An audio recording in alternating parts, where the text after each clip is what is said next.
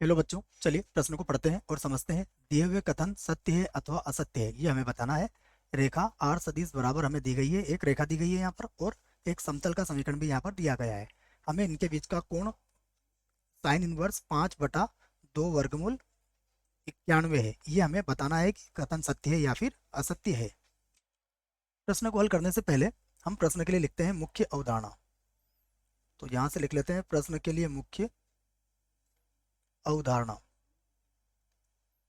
मुख्य अवधारणा जिसकी सहायता से इस प्रश्न को हल किया जाएगा। मुख्य अवधारणा में देखिए, सबसे पहले व्यापक रूप में मैं एक रेखा का समीकरण लिख रहा हूँ कि मान लीजिए हमें रेखा का समीकरण इस प्रकार दिया जाता है, ए सदिश प्लस लेमड़ा बी सदिश, जहाँ लेमड़ा कोई भी वास्तविक संख्या हो सकता है। उसके बाद आर सदिश डॉट एन सदिश बराबर डी। ये समतल का समीकरण है। यदि ये रेखा और ये समतल है तो इसके मध्य का कोण यदि थीटा हो तो साइन थीटा आप कैसे ज्ञात करते हैं? ये होता है एन सदिश डॉट बी सदिश बटा एन सदिश का परिमाण बी सदिश का परिमाण। इस प्रकार से आपको ज्ञात करना है।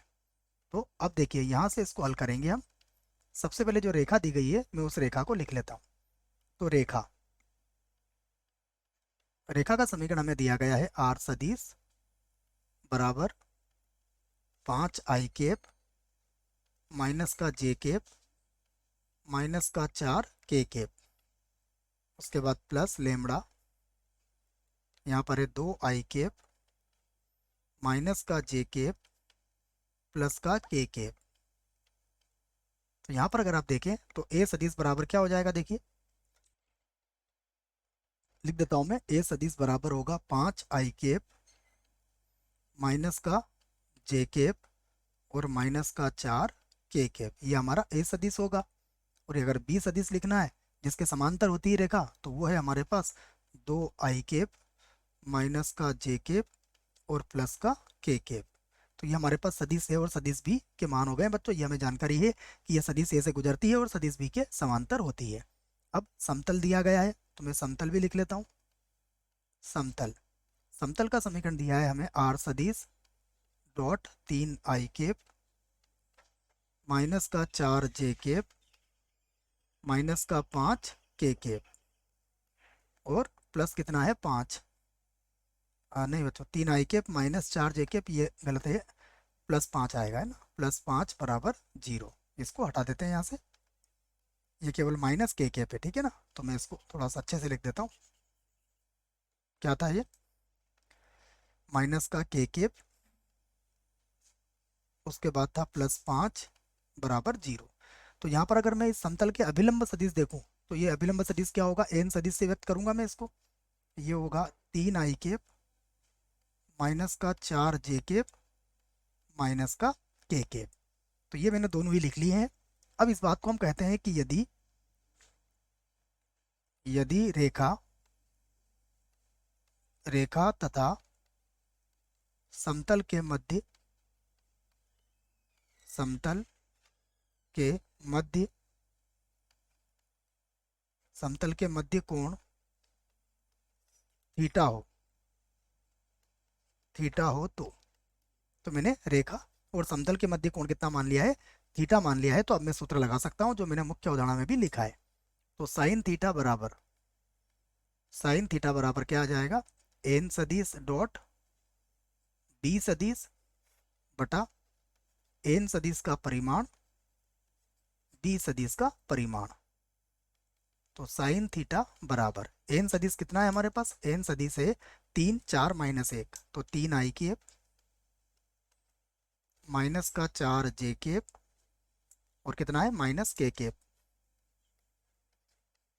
उसके बाद डॉट बी सदिश हमारे पास है 2i कैप माइनस का j कैप और प्लस k कैप। और बटे में क्या आ जाएंगे? बटे में आ जाएंगे इनके परिमाण। तो इनका परिमाण ज्ञात कर लेता हूं मैं। देखो, 3 का वर्ग 9 होता है, -4 का वर्ग 16 होगा, -1 का वर्ग 1 होगा। यहाँ पर 2 का वर्ग 4 होगा, -1 का वर्ग 1 होगा और 1 का वर्ग 1 होगा। साइन थीटा बराबर, देखो पहले इसको बिंदु गुणा कर लेते हैं। तो आई का आई से गुणा करेंगे, जे का जे से और के का के से, क्योंकि अन्य सभी क्या हो जाते हैं बच्चों, जीरो हो जाते हैं।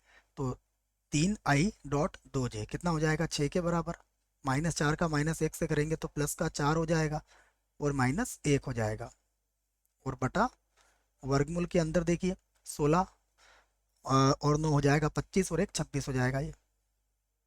ठीक है, दोनों को एक साथ ही वर्गमूल में लिख लेता हूँ मैं, 4 5 और 1 हो जाएगा ये 6। तो यहाँ से साइन थीटा